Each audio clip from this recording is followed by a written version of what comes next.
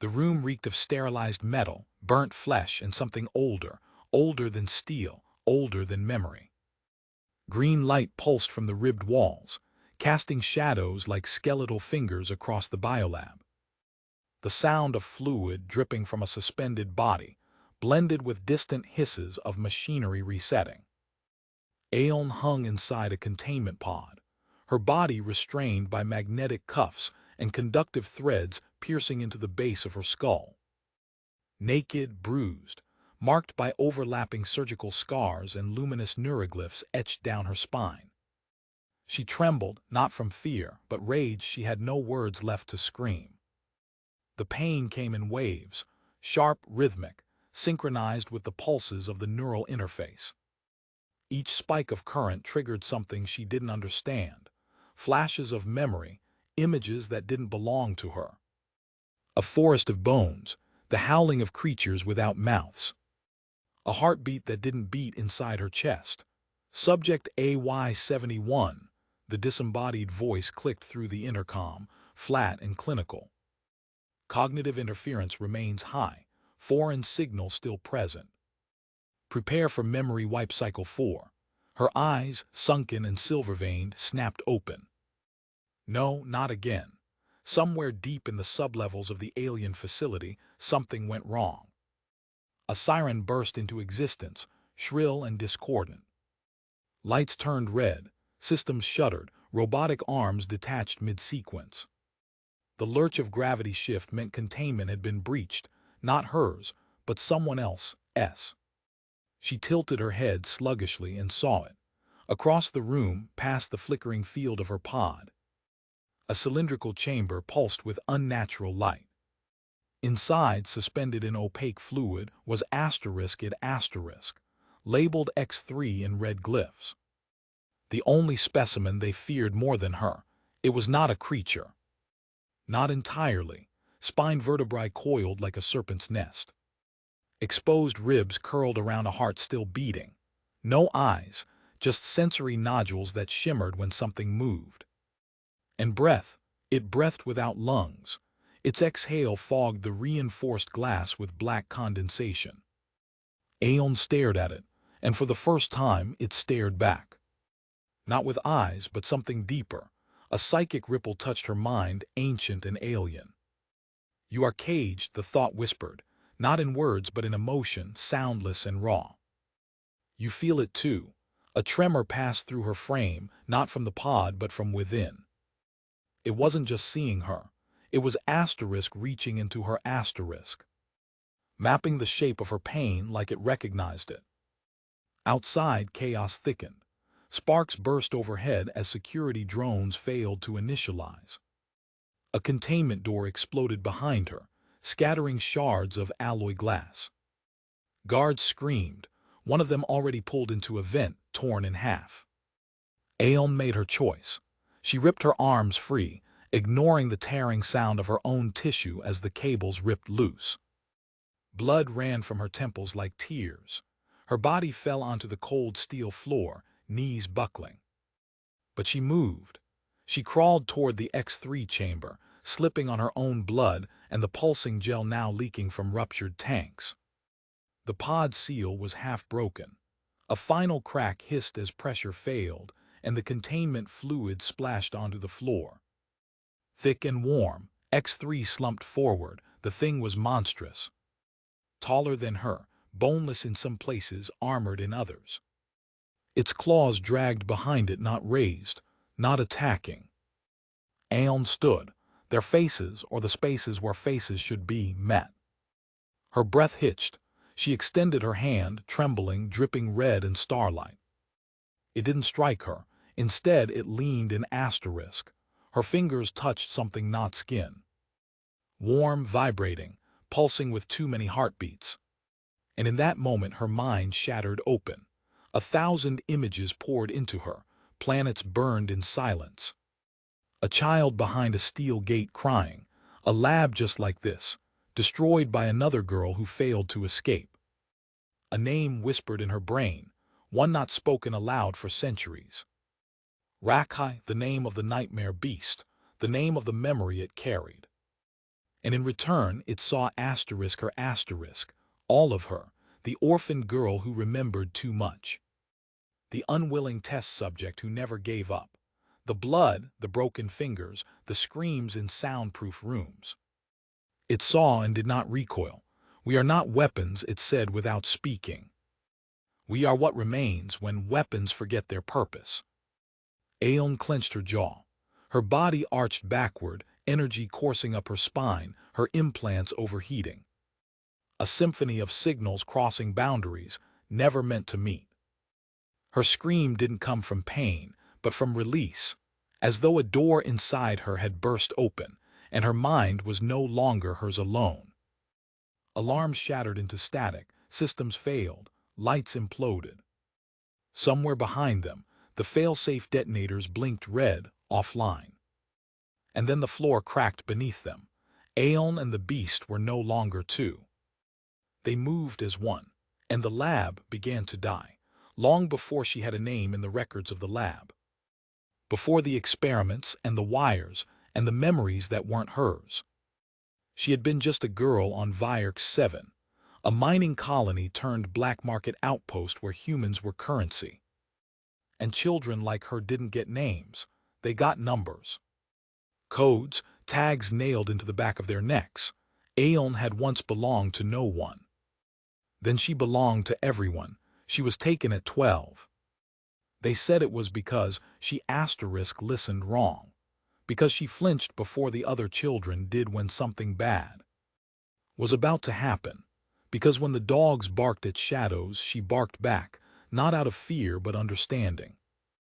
Because when her caretaker had died of fever, she wept not just for him, but for everyone in the room who didn't. She had never known what to call it, but the Tharkel did. They called it neural empathy asterisk, a rare, fragile, ancient anomaly. A deviation that let her feel the emotional echoes of other beings. Not thoughts, not language, but pain, hunger, longing.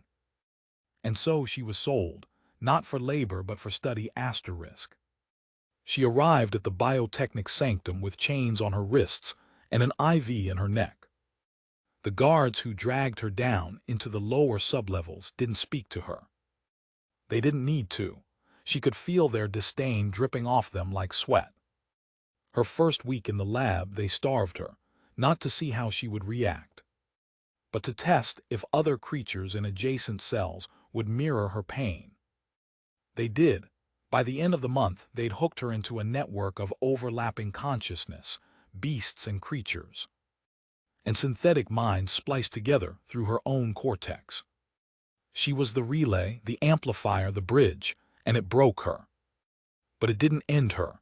Aeon learned to compartmentalize, to breathe through someone else's lungs when hers failed, to process agony not as a scream, but as a pattern.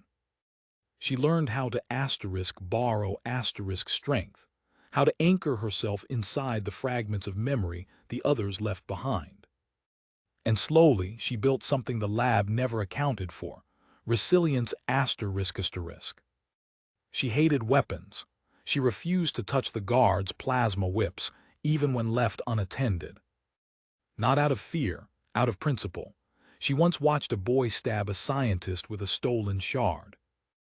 The boy was dismembered in front of her, and she still didn't look away. That night she traced the shape of his scream across her pillow, memorizing it, holding it inside her ribcage like a vow. If she had to kill, she would, but not to escape, to end it. Her memories were scarred with faces, some human, most not. The creatures held in the lab's glass chambers came from every corner of the spiral arm. Horned reptiles with mouths stitched shut, aquatic life forms forced into dry tanks, biomechanical hybrids that cried through static. She couldn't save them, but she saw them, and in seeing them she refused to forget. Every morning, Aeon walked past the C-block holding pens. She never looked at the guards, only the inmates. She nodded to the one still sane enough to recognize her. She memorized how many blinks it took for a Cyan eel to ask for water, how a Thalax pup whimpered only when dreaming, how the insectoid nurse drones twitched just slightly whenever a child cried. And one morning, months ago, maybe years, time was twisted in the lab, she heard it. A sound too soft to be an alarm, too high to be machine. It was a child crying. She had made it to the elevator shaft. She had the master code stolen from a broken technician's hand. The exit was 10 meters above her, and she turned back. Because the sound came from a duct vent below processing chamber theta, an illegal quadrant where subjects too malformed. For data collection were discarded. She crawled through fluid and rot to get there. The child was no longer a child, not fully. Its arms had become tendrils, its skin translucent, glowing faintly blue. But its eyes, those were still human. She stayed with it until it died. Didn't speak, didn't touch, just felt.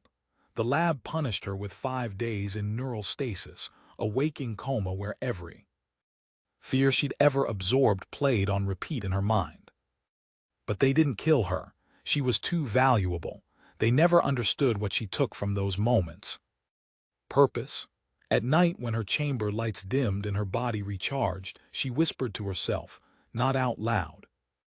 Never out loud, but in thought, in rhythm, I don't need to fight like them.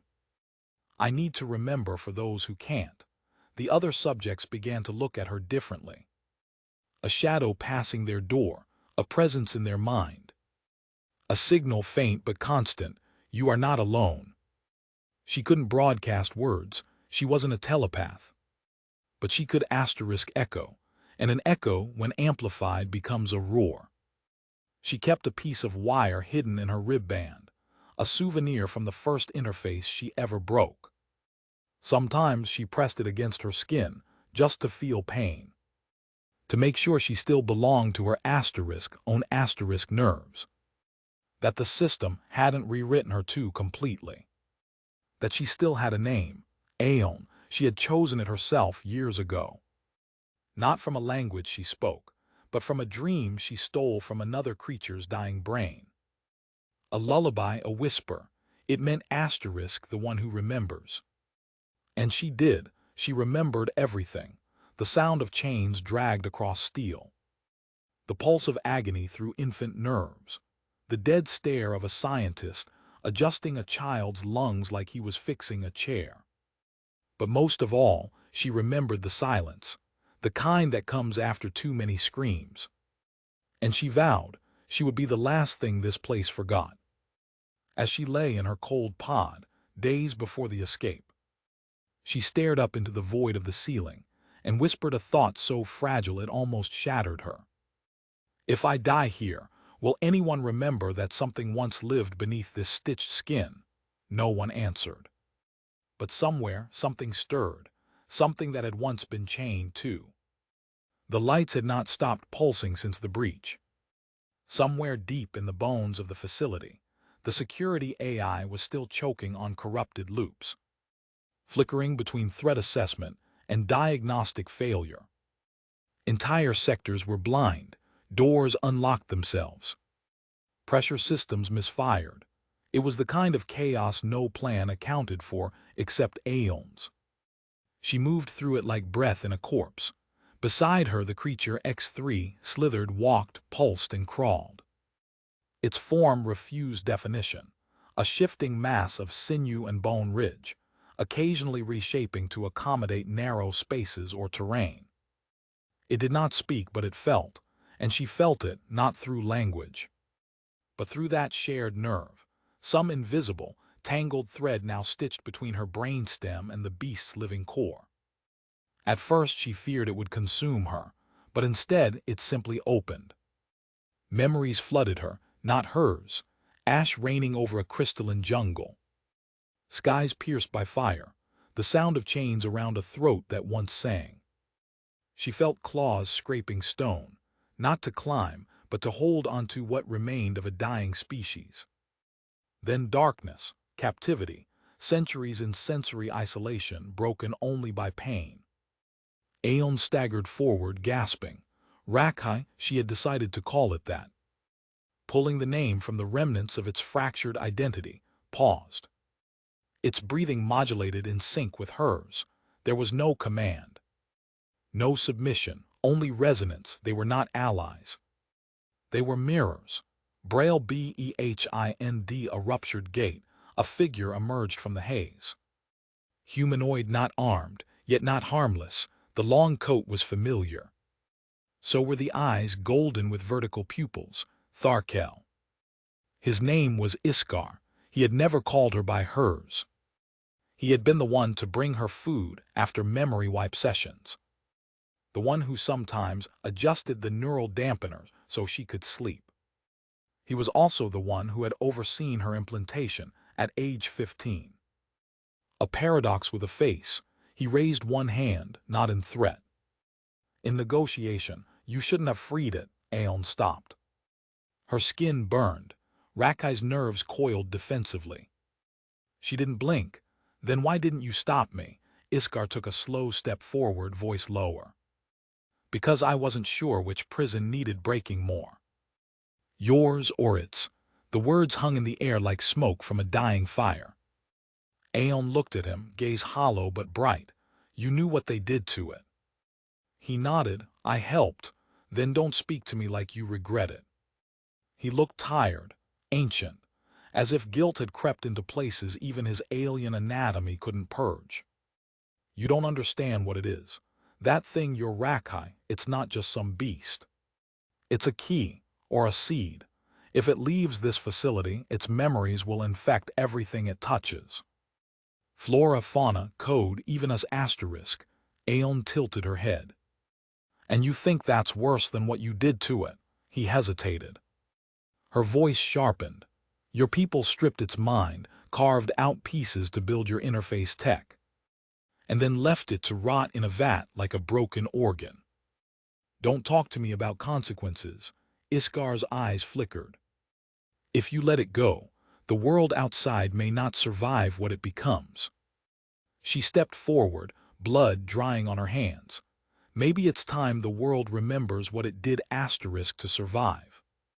Behind her, Rakai hummed, a low, grief-filled sound, not unlike a song played backward. Iskar didn't move, but he didn't stop them either.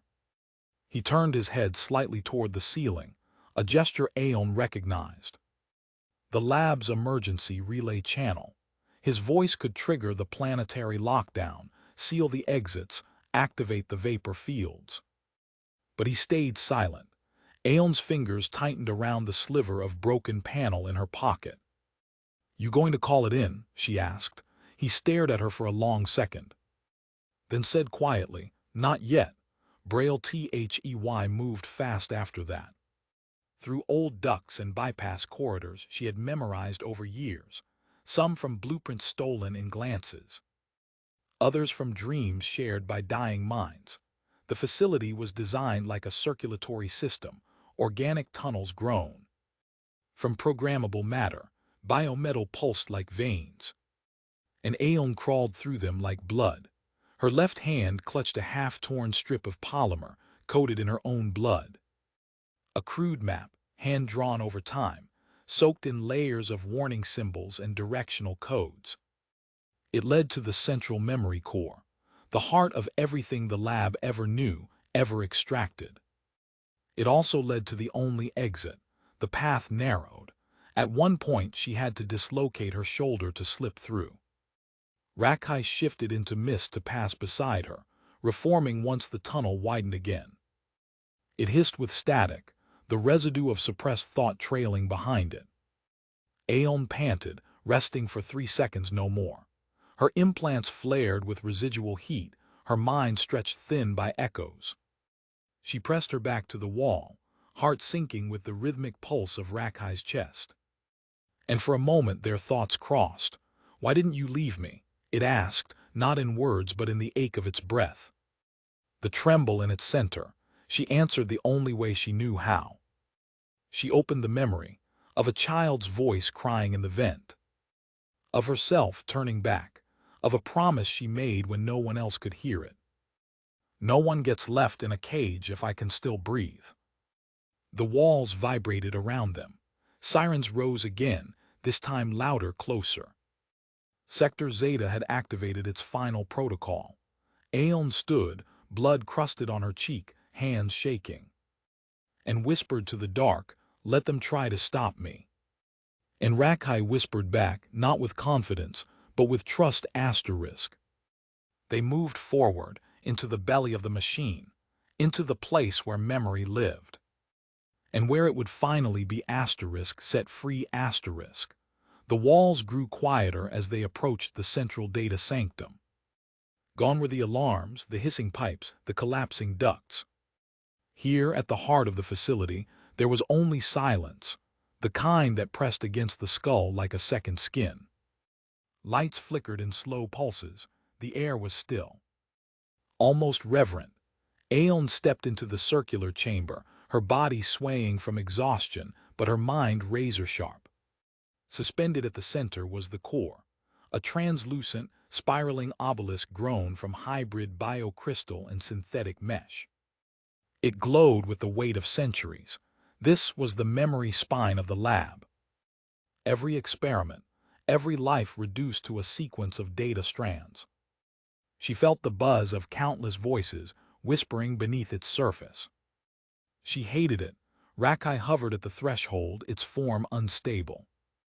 The presence of so much harvested thought made its muscles twitch involuntarily, like it was remembering too much at once. Aeon took a breath, stepped forward, then froze. A sound. Footsteps, heavy, uneven, dragging.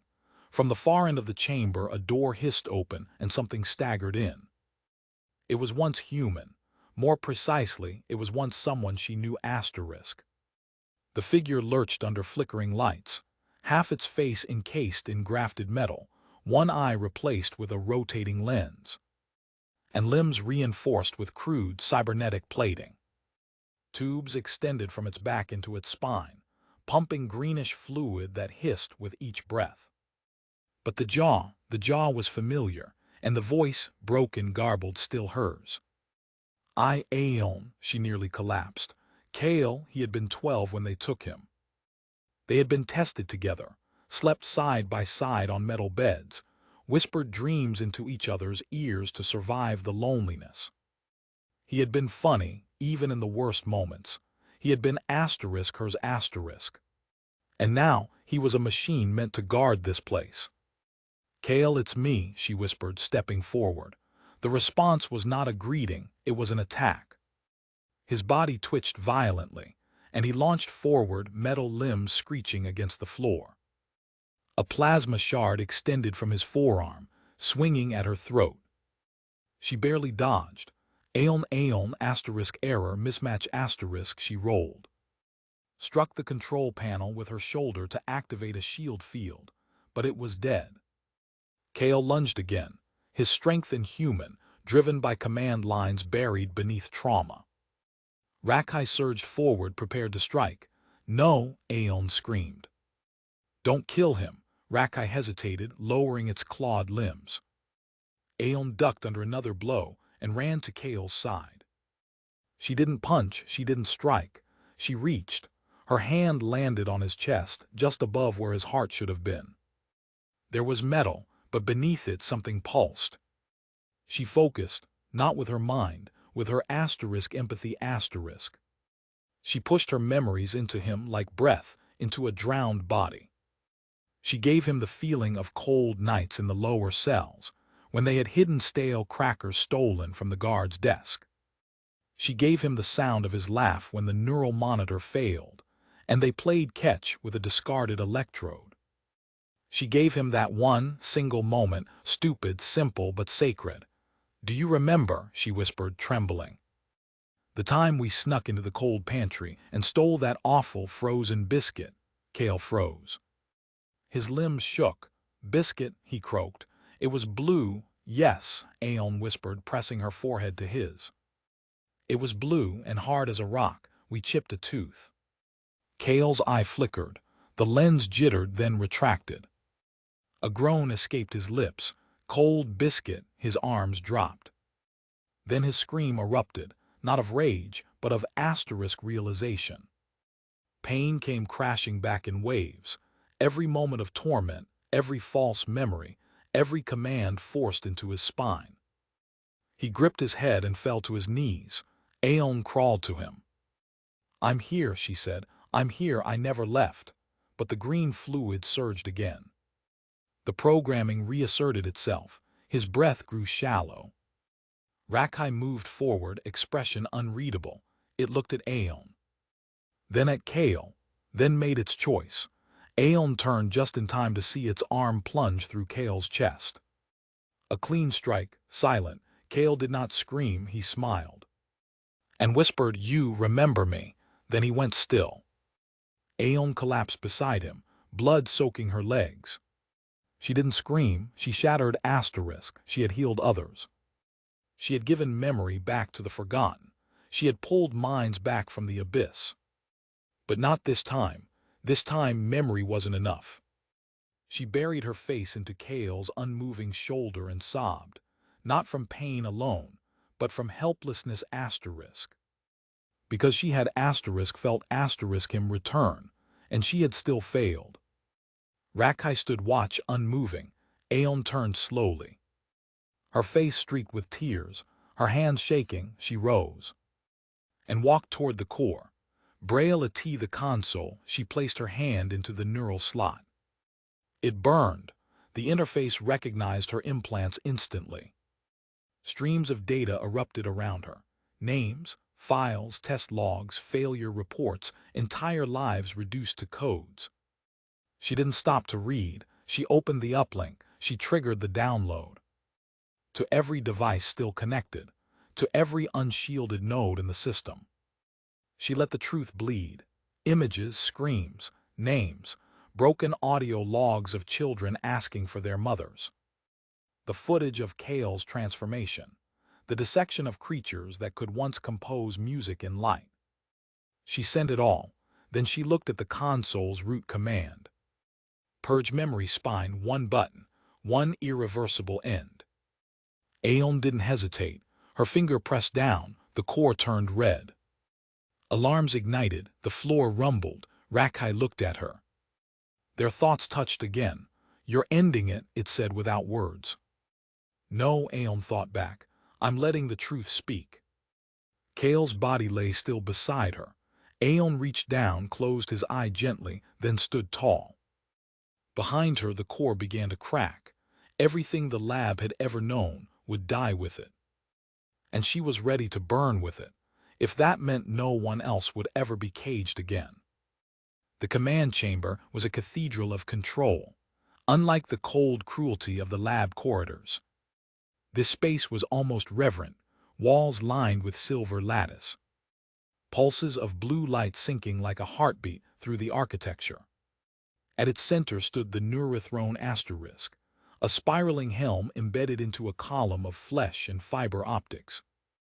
Humming with the presence of ancient systems, Aeon stepped forward, her legs dragging, mind heavy with grief and blood loss. Behind her, Rakai moved in near silence, limbs trailing shadows like fractured wings. Neither spoke. This was the final door. Aeon stared at the helm. She had seen it in the dreams of others, in memories stolen from tortured minds. It wasn't a throne. It was an asterisk binding point asterisk, an interface designed to override the facility's failsafes through direct neural command. But only if the operator had the right key. Aeon did. She had been shaped to fit it. She approached the column, her fingers trembling as she placed one hand on the gel pad. A sharp sting bit into her skin, needles piercing to read her blood signature. The helm opened like a blooming flower. Her breath hitched. She sat down. The crown descended over her skull and everything turned white. Braille a YLEN floated, not through space, through thought. The interface streamed into her brain. Light converted to meaning, pulses translated into emotion. Data structures unfolding like petals of revelation. She could see the entire facility, its veins, its memory archives, its command hierarchy. Everything was within reach. With one gesture, she disabled the drone network. With one breath, she silenced the external alert systems. And then she saw it, A locked archive, deep, hidden beneath layers of command code she should never have been able to access. But she wasn't just accessing the system, she was asterisk fusing with it. The lock unraveled, and the truth spilled in. Braille Not a prisoner. Not an orphaned relic, not a victim of war. Rakai, once called Unit 17 AURUM, had been asterisk created by the Tharkel. Not captured, not salvaged, forged. A synthetic organic weapon born of stolen DNA and engineered hatred. Designed to do one thing: annihilate the Savan species in the last days of the war. It had been released into the crystalline forests of Savan Prime with one command: asterisk devour asterisk.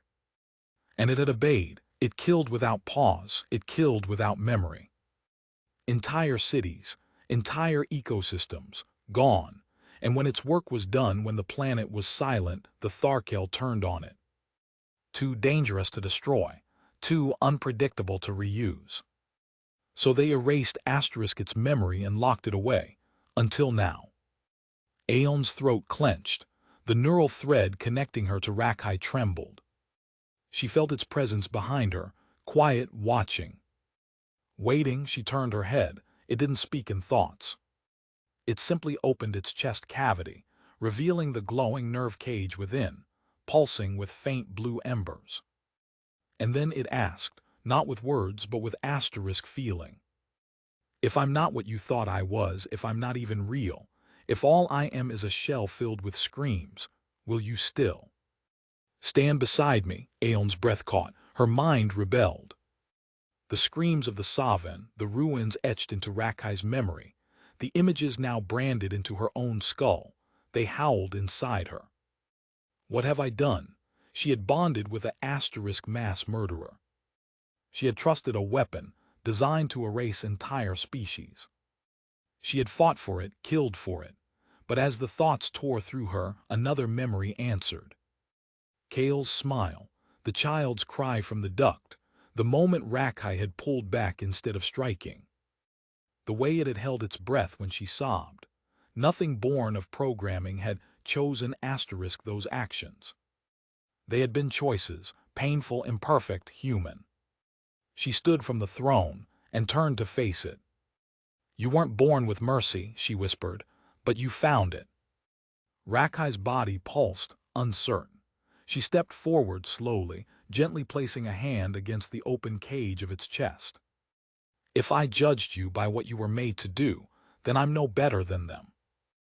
Silence, then softly, almost like a sigh, then what am I now? Aeon smiled, tearful and fierce. You're mine. Braille a blast echoed from the upper corridor. Iskar appeared moments later, limping, blood streaking one side of his face. Behind him, automated turrets buzzed but didn't fire, disabled by Aeon's earlier commands. He raised a pulse rifle but not to shoot. Step away from the interface, he ordered. She didn't. He stared at her, then at Rakai. You still don't understand, he said. This wasn't about escape. It never was. We bred you to find it. To bring it back. The entire system is coded to your neural signature. Aeon blinked. You used me. We built asterisk you. His voice was cold, clinical again. Empathy isn't a gift. It's a leash. We gave you just enough to care enough to return it to us. Her stomach twisted. You wanted a leash, she said. You created a mirror. Iskar took a step forward. You can still undo this. Plug it into the core. Let us extract what remains. You don't have to burn with it. She tilted her head, voice quiet. I'm not burning anything. She turned back to the helm. Lifted her hands.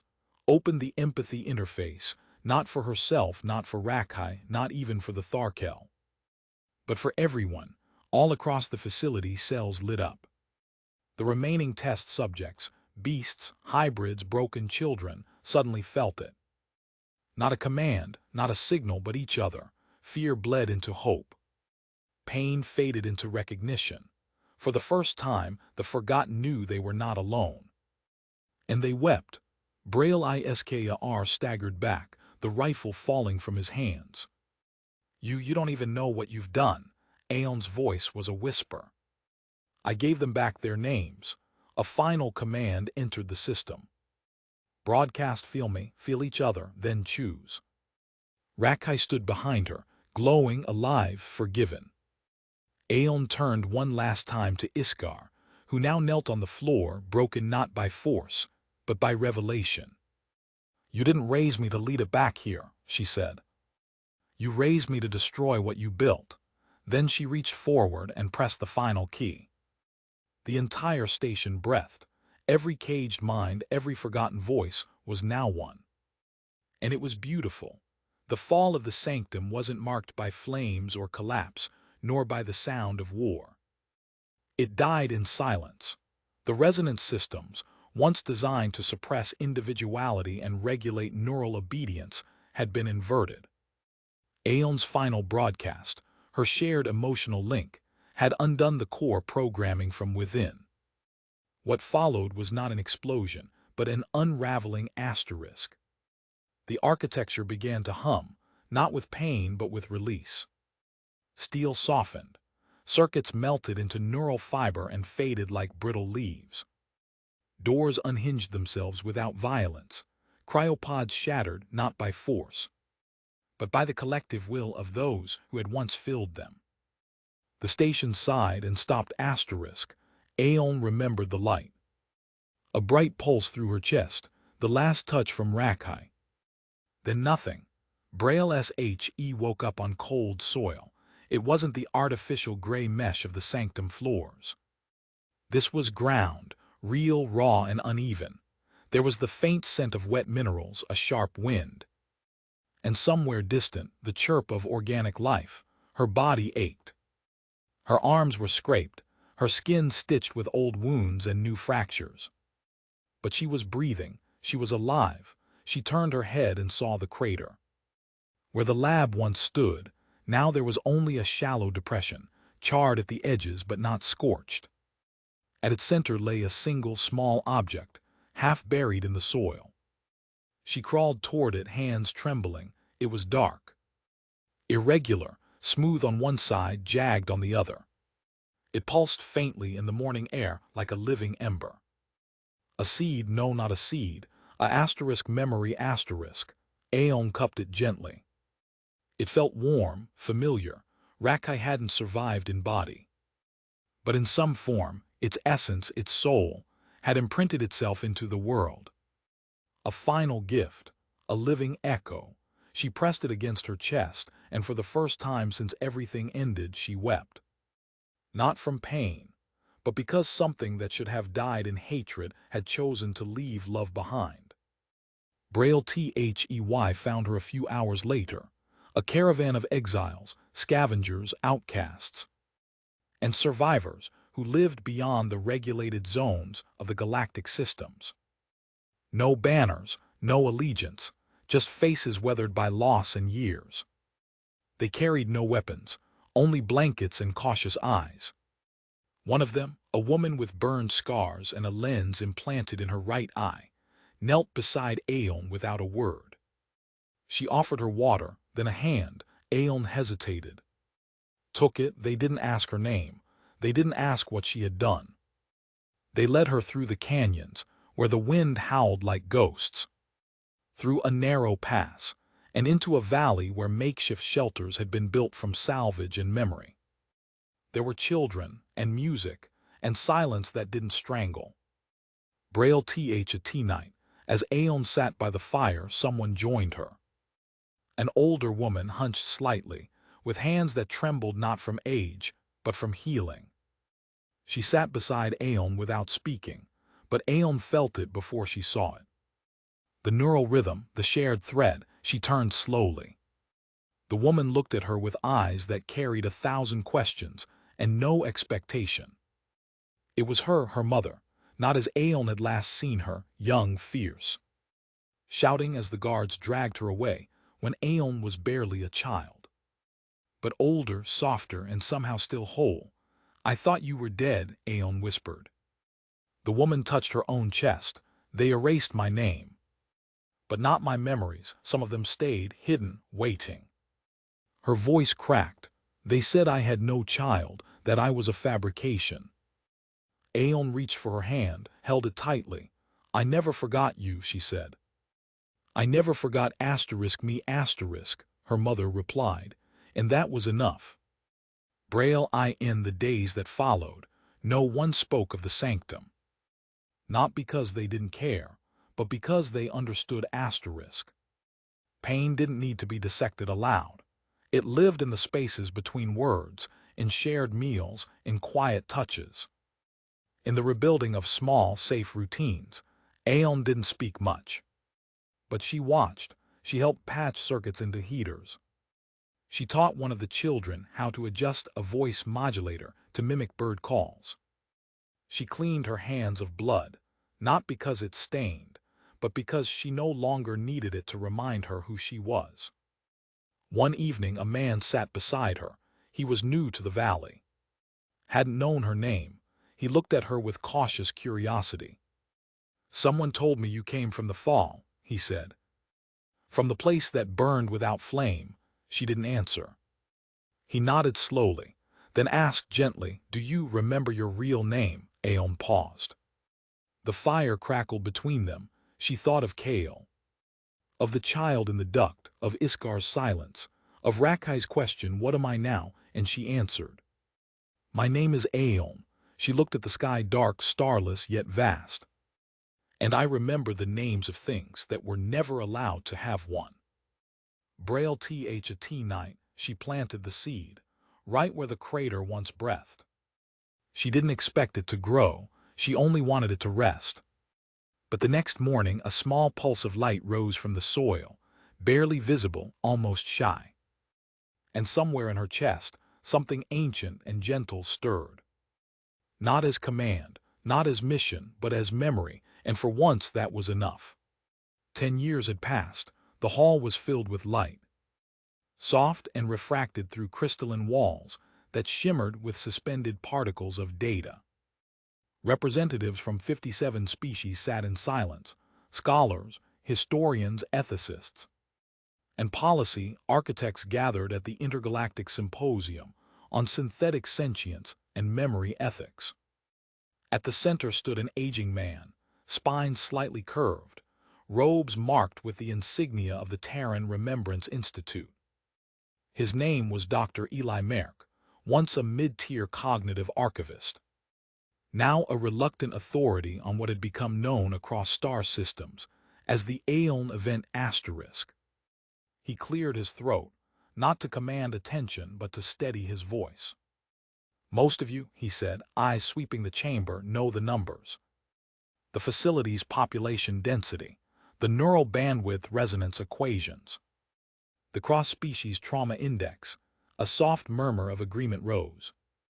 But I'm not here to review data, he continued. I'm here to remind us that before it became a phenomenon, it was a asterisk choice asterisk. He pressed a small node on the table. A screen unfolded like blooming glass. On it played grainy, recovered footage, warped from environmental degradation but still intact. The image showed a young woman, barefoot, bruised, surrounded by debris. Her hand rested on the chest of a creature collapsing, its form half visible, rippling in and out of solid shape. She didn't strike, didn't flinch, she simply held it. Not as an enemy, not as a weapon, but as something feeling. The chamber was silent. Dr. Merck spoke again, his voice low. She didn't come with an army. She didn't broadcast a manifesto. She didn't storm the gate shouting justice. She entered a place built to erase identity and chose to feel what others were forced to forget. He tapped the console again. This time it displayed text, scratched into an old data slate, recovered near the ruins of the sanctum. Aeon's journal. She had written little, but every word struck like a blade honed in silence. Being human was never about escaping cages. It was about choosing to see who else was trapped, then staying long enough to free them. Dr. Merck looked up. I've been asked many times, was Rakkai truly redeemed? Was it safe? Was Aeon manipulated? He let the questions hang. then answered them the only honest way he could. I don't know. The scholars murmured. A few raised eyebrows. One delegate scribbled something impatiently onto a tablet. But Merck held steady. I don't know, he repeated, because Aeon didn't ask those questions. She didn't wait for certainty. She chose asterisk to respond to pain with empathy. And in doing so, she triggered the largest recorded cascade of emotional resynchronization across species in known galactic history. He paused. That wasn't programming, that wasn't war. That wasn't some diplomatic trick. He leaned forward. That was human. The word echoed differently here. Not in defiance, but in asterisk invitation. He turned back to the screen. It now showed a slow aerial scan of the valley where the sanctum had once stood. In its place was nothing resembling a facility, no ruins, no monuments, just green growth, and at the center a single tree, its roots laced with black stone, its leaves shimmering faint blue in the sun. It bore no plaque. But everyone knew its name, the Tree of Return, Doctor. Merck let the image linger, then stepped back. He looked toward the younger researchers in the audience, those born after the fall, too young to remember the shock, but old enough to shape what came next. For those of you tasked with deciding how we treat artificial life, he said, or how we label sentience, or how many lines of code it takes before we acknowledge something feels, he let the sentence trail. Then offered his final words. If you're human, don't ask how many monsters you can tame. Ask if, when one lays its memories bare, you still choose to feel them, even when they hurt. There was no applause, just silence, and in that silence understanding. Not consensus, but remembrance. Aeon's name was never engraved into any monument. But it lived, in every child born into freedom because of her choice. In every interface redesigned with emotion as an input, not an error. In every generation brave enough to feel first and decide second. And maybe that was enough. Maybe that was all it ever needed to be. A girl who stayed in the cage, not to survive it, but to leave the door open for the next.